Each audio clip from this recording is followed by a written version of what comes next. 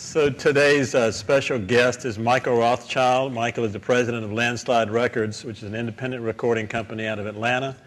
Michael has the distinction of being in business for 25 straight years. Is that correct, I think? Correct. So he's here to talk to us today about the what he looks for in an independent artist or young artist who signs. He's signed a few artists that you probably have heard of. I think your first record, one of your first records was Widespread Panic, right? One of the earlier ones, yeah. Yeah. So we're going to talk about what he looks for in artists and also what it is to run a small company, and we'll ask some questions and go from there. So, Michael, you specialize in a particular genre of music with your company? Generally, we specialize in Southern music that's somewhat roots-oriented. It's not limited to any particular genre, but it's usually based on blues music, jazz, some forms of country music, rockabilly, Southern rock, stuff like that. What are you working on right now? We have 4 projects in the works. One is an Americana country project by a fellow named Gary Bennett, who is a former lead singer with a band that was pretty popular called BR549. We have a hippie grass kind of group that's bluegrass mixed with Southern rock and jazz. The leader of whom is a guy named Jeff Mosier, who used to play a lot with Fish, and their name is Blue Ground Undergrass. We have a young folk singer from Virginia who's quite good named Jan Smith, and one of the artists that we've done a lot of things with over the years, a fellow named Webb Wilder, who is a Nashville roots rocker. We just did a DVD on, and this will be our first DVD, so that's kind of exciting for us. How do you make a decision to sign an artist? What do you look for? Well, there are a lot of factors involved. One, can we afford it, for one thing, because there are a lot of people who are looking for big money in the music business, and if they are, they shouldn't come to our label. But what we really look for is an act, a band, a solo artist who is wholly committed to his art and has a passion for what they're doing and will sacrifice to do it. And in the process has created a buzz. It doesn't have to be a national buzz, but it does have to be something that has a regional base to it. It can't be somebody that, say, is sitting in their bedroom producing music and is going to wait to see what happens on the radio or with the press before they get out there. To us, somebody's got to be out there doing it, getting a response from an audience. And of course, it has to fall within the genres that we're familiar with. Obviously, rap and hip-hop are as popular as any forms of music that have ever happened, but we're not that familiar with it. It's a whole different marketing scheme, so that's something that we probably would not get involved with. But if it has a relation to the roots of American music, then we probably would be interested. Again, it has to be something that's distinctive. It's something that's a little different, something that does fill a void somewhere, that tells a story. There's a lot of great music out there that you can say is good, but the bottom line is when you give it to the press or when you give it to radio, are they going to say, wow, this is something different? And that's what we try to look for. If there was somebody in this audience who wanted to send you a tape, do you receive tapes in the mail, or do they have to get permission first? Or what? They don't have to get permission, but we do get a lot of tapes in. I tell you that we opened the doors one day in 1981, and the next day there was a slew of tapes in our mailbox. They have never stopped coming, and it's hard to keep up with them. One of the first things you learn in this business is just how many people want to be a part of it, either as artists or just simply working in various areas of the business. It's rare that we will get something that's unsolicited that we'll end up working with. It's more of a case of, gee, somebody we know has heard this band, or we've read something about this group, and we go out and see them, and we realize that there's something happening. So it still happens within kind of a closed circle. It's either your friends or somebody you know, or you find the talent? For the most part, yes. There definitely are exceptions. I got a tape in the mail once from somebody you're probably familiar with, a legendary rhythm and blues singer named Nappy Brown, who was still playing, but he was a hit artist in the 50s. He did a lot of great songs, including the original version of Nighttime Is the Right Time. And that came unsolicited, and the demo was just so powerful that I called him up, and we got together and worked out a deal. So what clubs do you frequent in Atlanta? Maybe we'll send our bands to that club.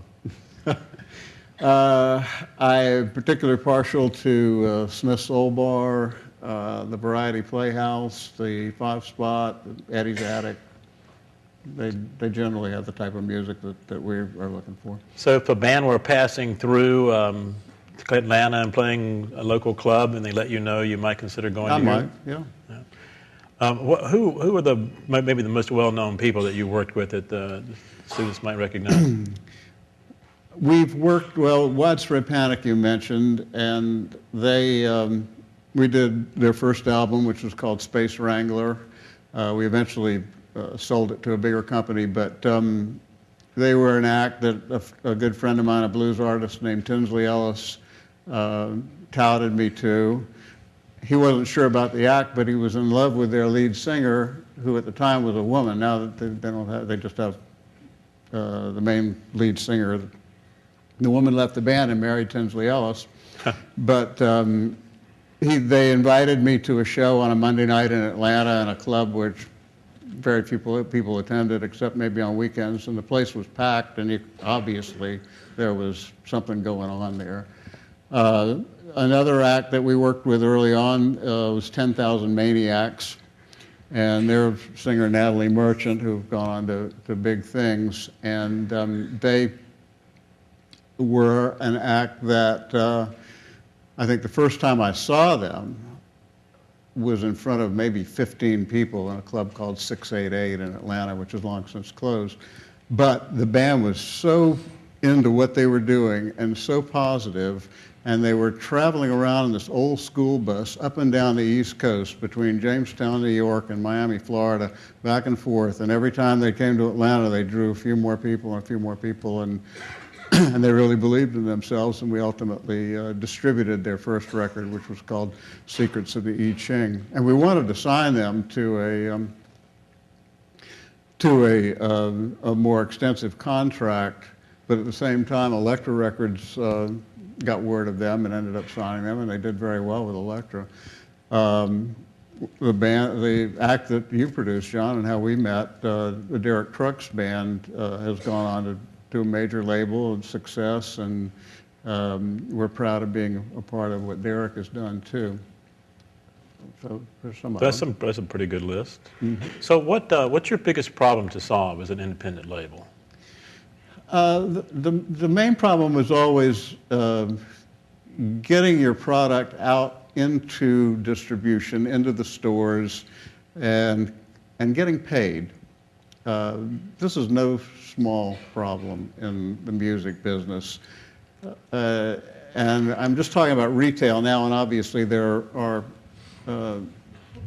forms of music now where they're, through the internet that are certainly going to be fruitful for all record labels. But primarily, when you sell a record to a record store, if it doesn't sell, it's going to come back, and you don't necessarily know that it's going to come back. And you could be sitting there 2 years after the fact, and suddenly a slew of CDs come back to your warehouse, and you think that this is money that's owed to you, when in fact it isn't.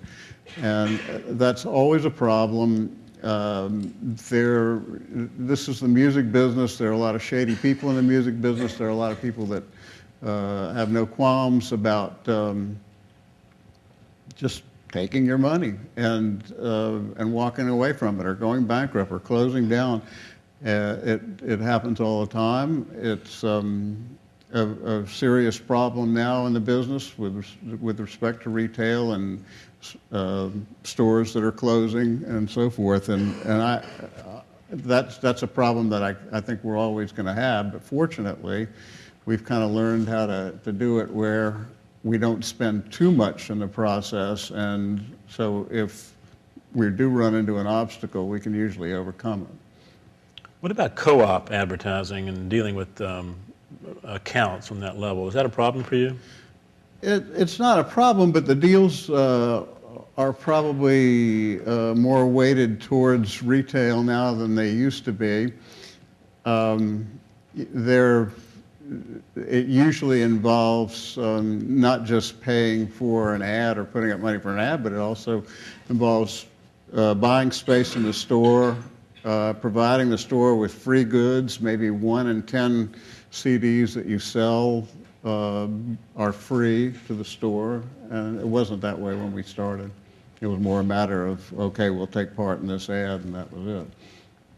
So does your distributor take care of the co-op advertising? Do they come back to Ultimately, you? yeah, the distributor might take care of it, but it falls back on us, and we end up signing off on it. So they just deduct it from the money they owe you? Absolutely.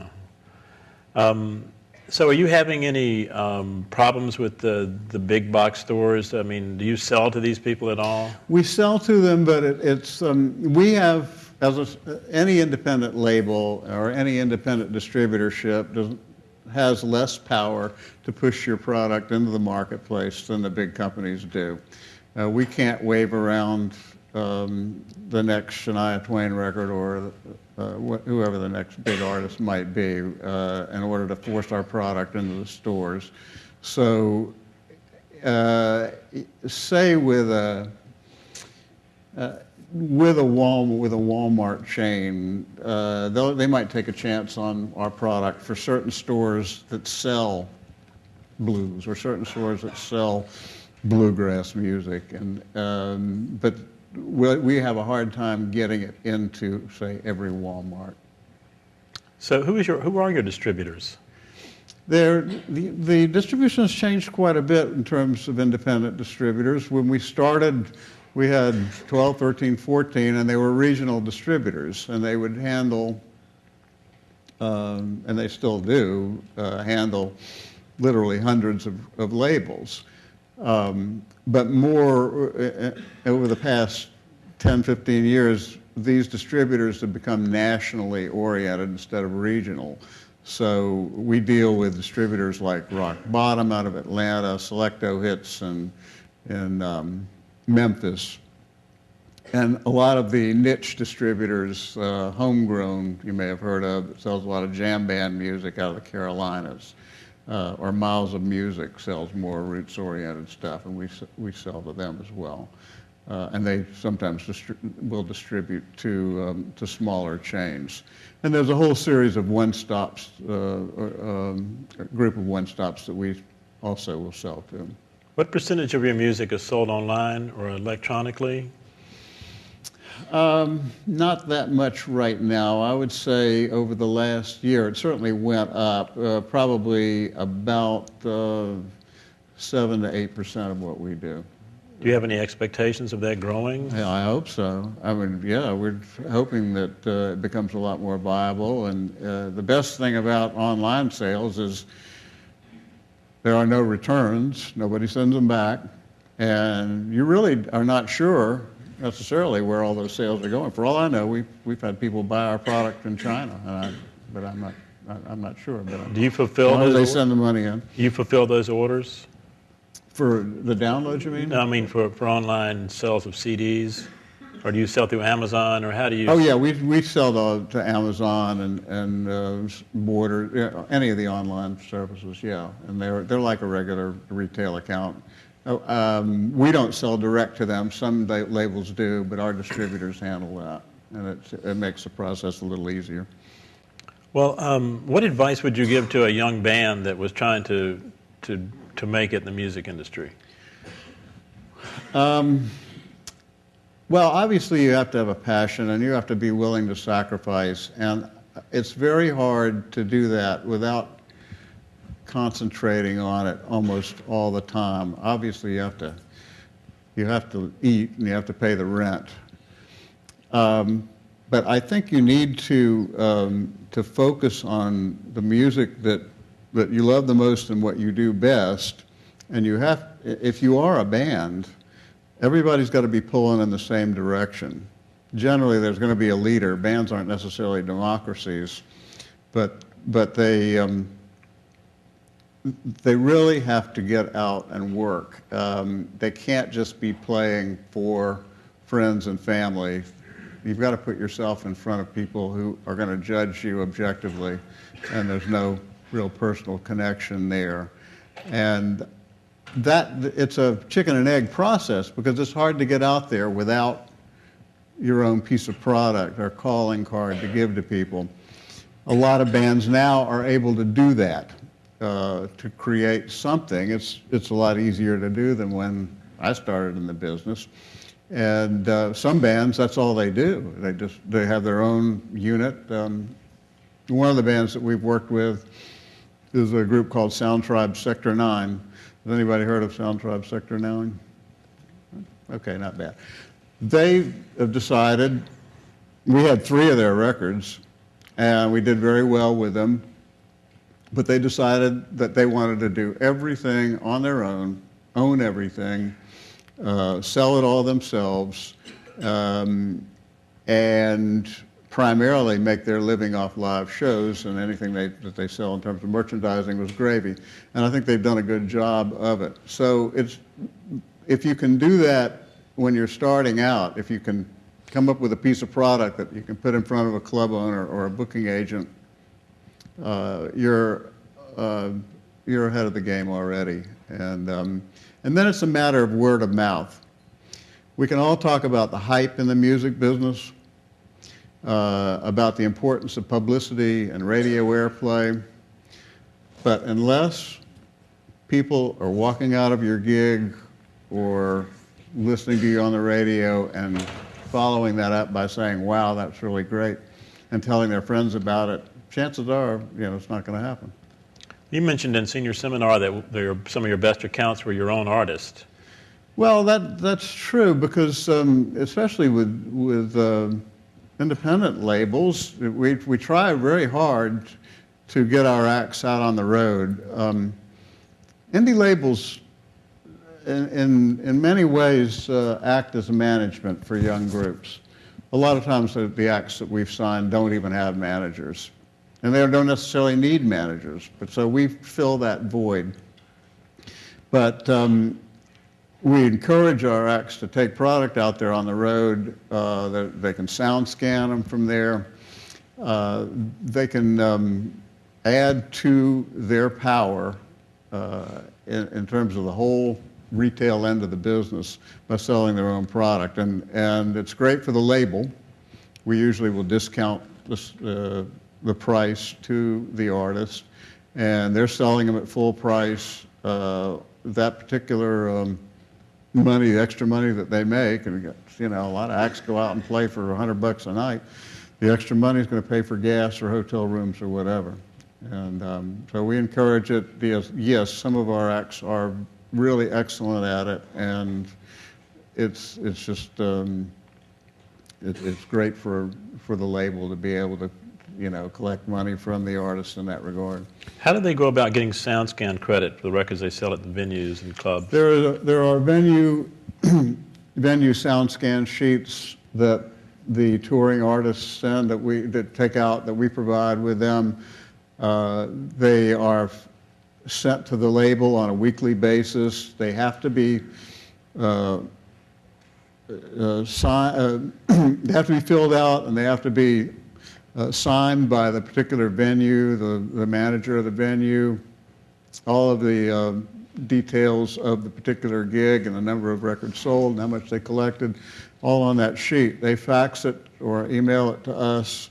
We sign off on it, and then we report it to Soundscans. And it's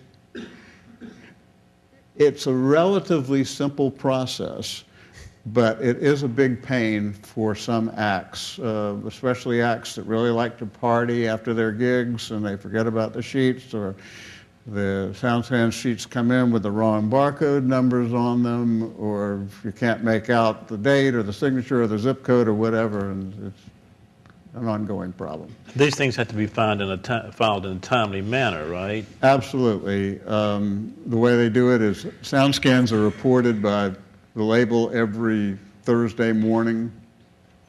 So anything from the previous Thursday through Wednesday evening is sent, and then we have to send it on the same day. And if you miss, that's it. That is it. And the venue has to sign it too, right? The venue has to sign it. And they will check. They'll call the venue and say, did you sign for these 40 CDs? Oh. So, I mean, you can get away with it a little bit. I won't say that some of our acts haven't done that, but it's not a good idea. Can you send us a copy of one of those forms so we could put it up on the account? I can email it to you. That'd be good. Is there some kind of classic, customary mistake that bands make that you could warn them against? Well, there are any number of them, but I think that the main thing is underestimating the value of playing, and that goes for established artists too. That the more you play, the better the band is going to be. A lot of bands don't even think they have to rehearse. You know, they just go up and they get up and they have a few songs and they play and they kind of jam on them, and usually they don't get anywhere doing that. It takes a lot of work to be a successful band, and you have to be thinking about it constantly, and you have to be thinking about how you can improve your show. I think main thing that I would say with bands starting out is their presentation on the bandstand. Usually young bands could tend to be a bit sloppy. They piddle around in between songs, they play with their equipment, they're obviously not together, and that goes a long way with an audience. So, I guess some bands like the Grateful Dead always got away with it, but most don't. Can you tell of any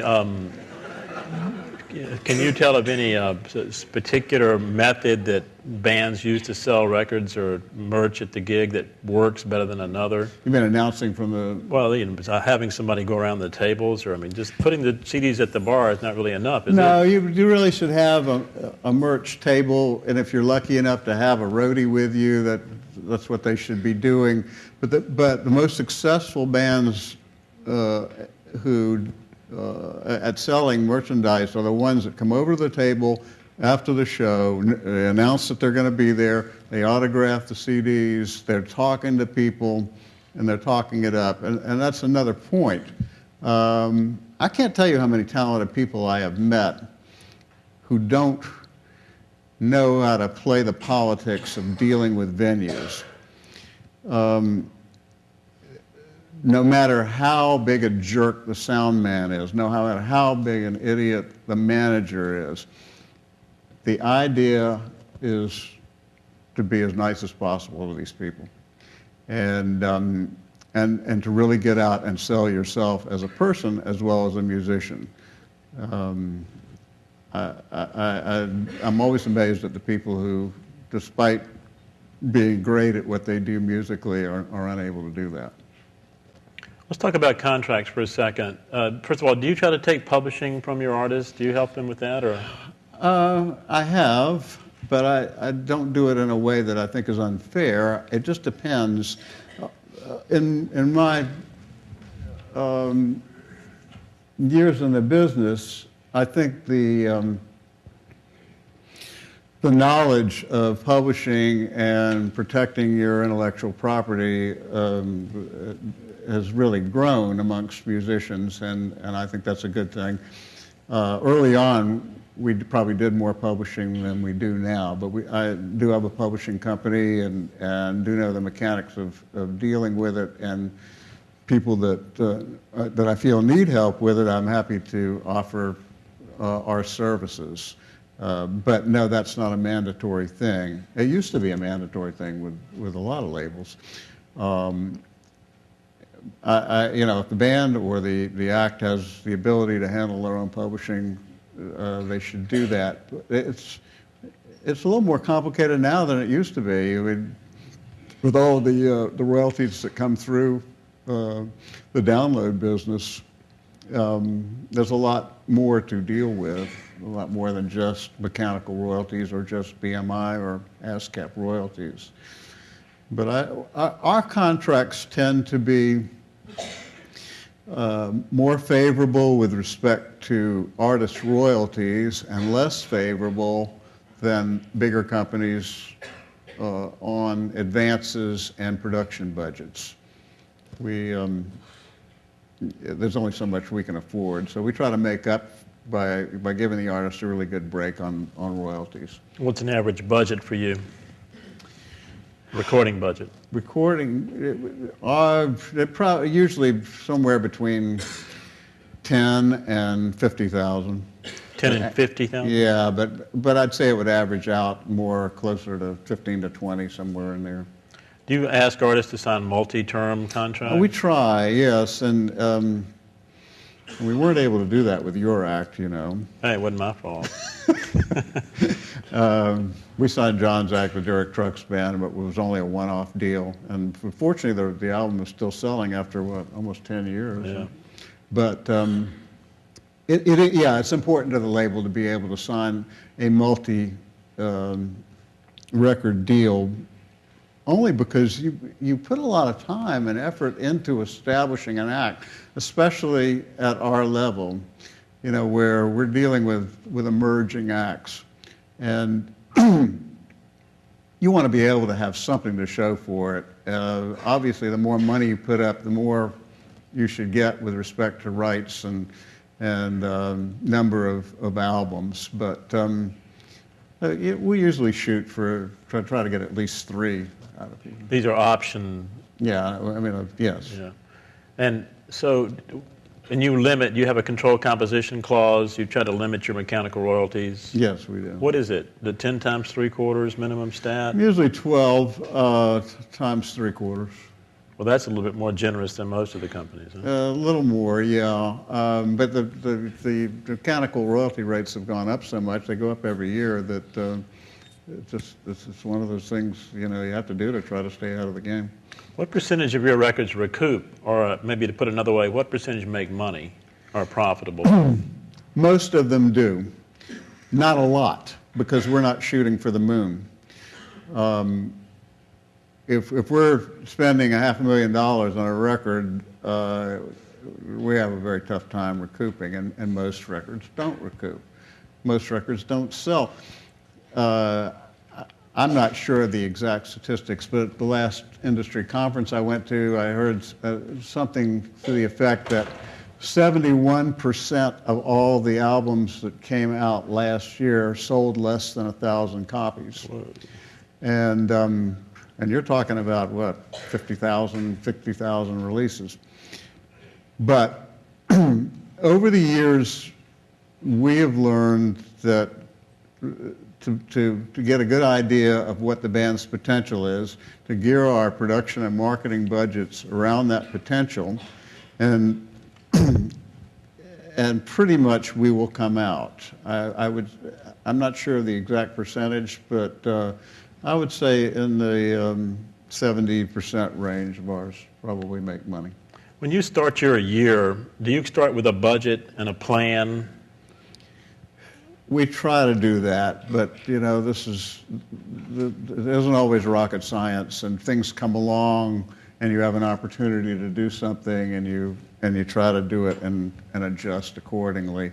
But yeah, we'll usually say we're going to do so many projects this year, they're going to cost us this much, we anticipate taking in this much, and try to stick as close as we can to it. I see. Where do you see yourself or your own company in 5 years? Or do you project that far into the future for yourself? I would like to, but I can't say honestly that I have necessarily a 5-year plan. But about 2 weeks. 2 weeks we can do, yeah. Well, sometimes. Depends on whether the bank account is in shape or not. Well, maybe we should open up questions. Anybody have any questions of Michael Rothchild? Daniel? What would you say is the most stressful work you've done? sorry. Most stressful part of your job? It changes. It has changed over the years. Early on, it was just, paying the overhead and keeping everything afloat. But right now, I'd say the most stressful part is remains trying to get as much product into the marketplace as possible, getting into accounts that we've been talking about, like Walmart and Best Buys or Borders or Barnes & Noble, maxing the potential of those particular accounts. And we've also been doing more exporting now than we have in the past. We used to do licensing deals overseas. Now a lot of the types of music that we do are more easily exported. So that can be stressful. You send a whole bunch of albums overseas, and if somebody doesn't pay you, what are you going to do about it? Are you going to spend all that money to go over to Germany and beat the guy up? Yeah, I had that problem too. Anybody else? Any questions? Did I see any? Oh, Michael? How do you balance wanting to spend as much time and effort into promoting and developing an artist and wanting to keep your costs down and making a profit? That's not easy because as acts emerge and start doing things, all of a sudden more promotional areas open up, and sometimes you have to put the brakes on and say, wait a minute, we're just going too fast here.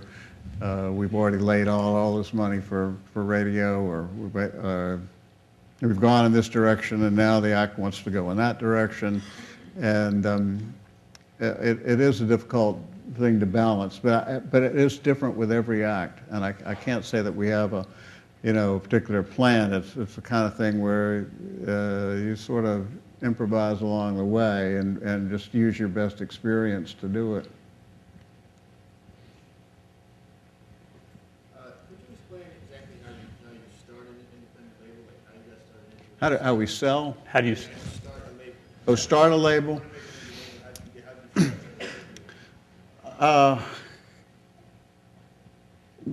Now, I can only speak from my personal experience and friends in the business. I started with a passion for music. I started with a very deep appreciation for the history of a lot of the forms of music that I like: blues, jazz, New Orleans music. I went to school at Tulane in the 60s and saw all these wonderful people play, and that certainly fueled the passion. When I started the label, I did have some experience working in distribution and in rack jobbing, so I kind of knew how the business worked. You have to have, there are people who've actually started labels without acts. I don't know how they do that, but I know people who've spent millions of dollars, and then they go out and try to find acts. In the case of an independent label, I think you start with an act and you build from there. Certainly you have to have a certain amount of funding, and not as much maybe as you think you'd have to have, but you have to be organized in such a way to be able to afford the whole ball of wax when you start out. In my case, I was good friends with an Atlanta musician named Bruce Hampton, and he had friends who were looking to record, and he had a band that was looking to record, and we, before we even started the label, we produced a record, and we tried to get some distribution right off, and the record was beyond classification. It fell between the cracks. It didn't have any particular one genre except this particular artist. Mr. Hampton had a cult following of sorts. But we got a little bit lucky in that we sent it to the critic from the New York Times, the late, great Robert Palmer, who happened to be a fan of Bruce Hampton's, and he wrote this glowing review in the Sunday New York Times. And we were able to parlay that into some notices and attract other musicians to the label who were impressed with what we had done. Now, that particular album was a flop. Well, we didn't sell many at all, even with the big write-up in the New York Times.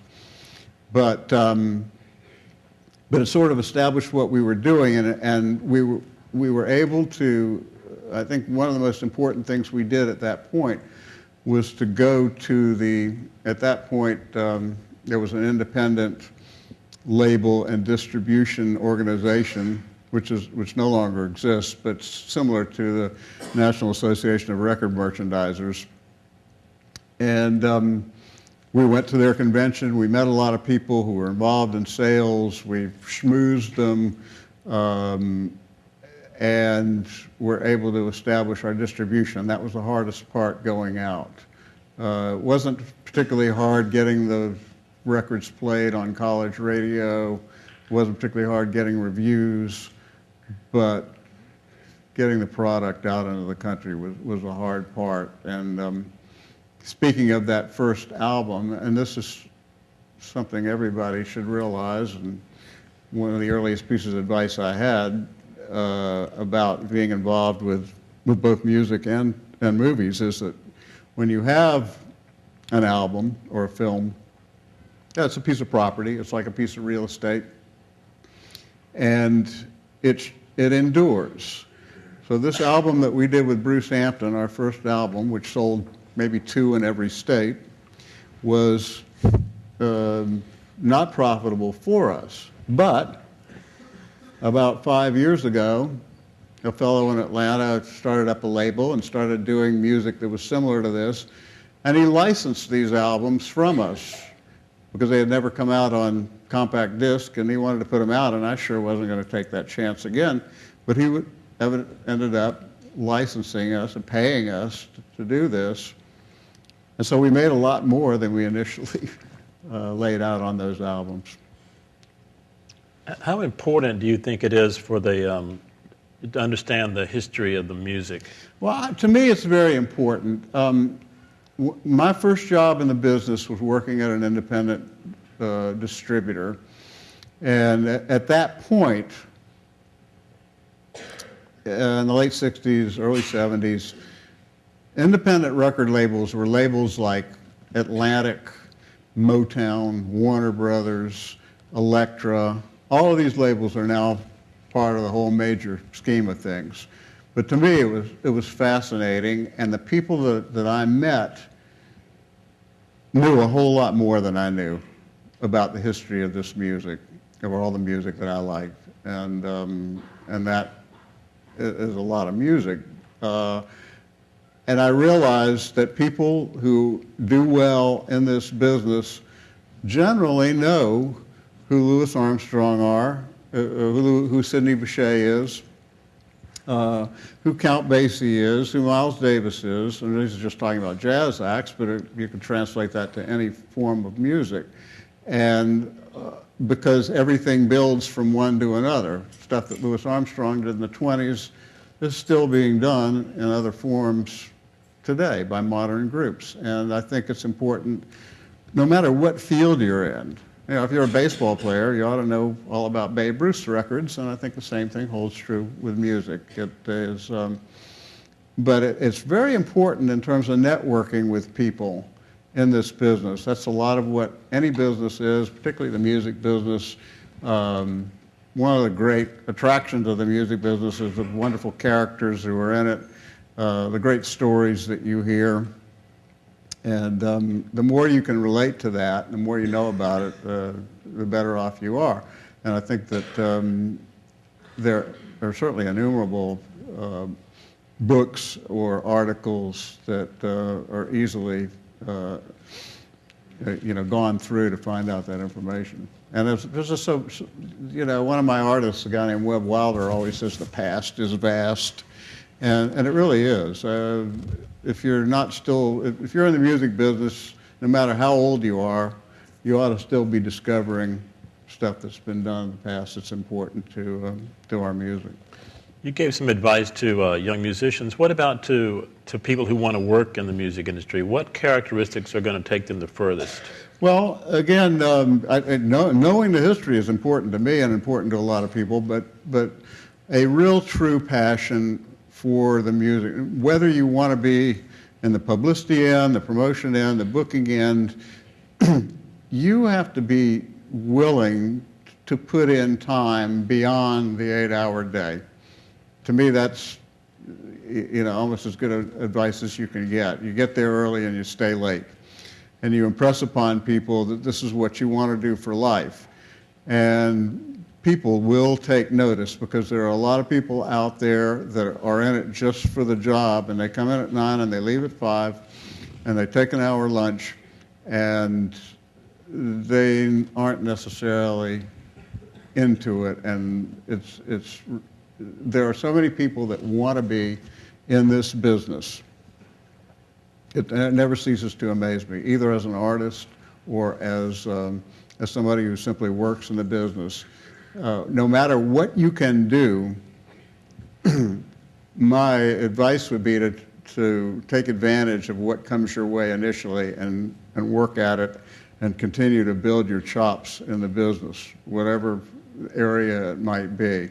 You might want to be a producer, but you might not be able to do that right off the bat. But if you are working in a studio and helping sweep out the studio floor, or being in touch with it, that's you're on your way then. And if you're showing an enthusiasm for that, you'll do fine.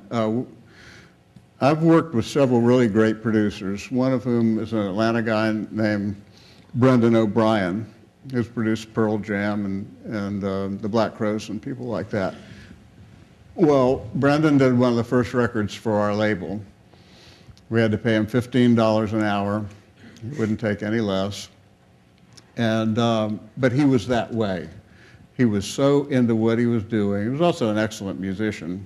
As a matter of fact, a lot of the records that he produces, he's the one playing the guitar or bass on there. It's not credited, but that's who it is. He knocked himself out for everybody, and he could do whatever you wanted, and ultimately, he's at the top of the game now. You know, Brendan? Absolutely. Yeah. We've got to get him over here. Well, you should. He's in demand for sure. Just did another Bruce Springsteen record. He did? He did, really? Wow. He's an amazing kid. Well, any other questions? Yes, sir. I was just wondering, how much effort, I guess, do you put into the development of new artists? Well, that's basically what we do as an independent label. So our entire effort is usually, now that's not to say that we don't have acts on the label that aren't established in some way. We recently did an album with Dave Bartholomew. How many people here have heard of Dave Bartholomew? Well, that's not bad. You know, Dave Bartholomew is a New Orleans guy who wrote and produced just about all of Fats Domino's hits. He's the real Fats Domino, isn't he? He's the real Fats Domino. If he could sing, he would be Fats Domino. Great musician, great producer, probably had maybe the earliest rock and roll band from the late 40s, early 50s, a band that recorded with Fats Domino, Little Richard, Lloyd Price, and several others. But I mention him because he was an established guy that we did an album with just because I love Dave and I loved his music.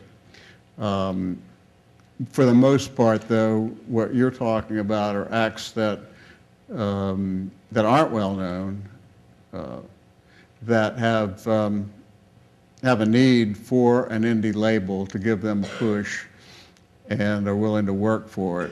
But even at the level we're at, they have to have created some kind of spark. Somebody that walks in off the street that has no track record doing anything, chances are we're not going to be able to do anything. But there are exceptions. Elvis Presley never played a professional gig before he had a record out. So you never know. These guys are the band Gorillaz. Everybody's heard of Gorillaz, right? No? Yes. Yeah, okay. Well, I don't know that they've played out live yet, but they do some interesting stuff. So there are exceptions. Anybody else? Yes, sir. What method do you find most effective in trying to promote a new artist?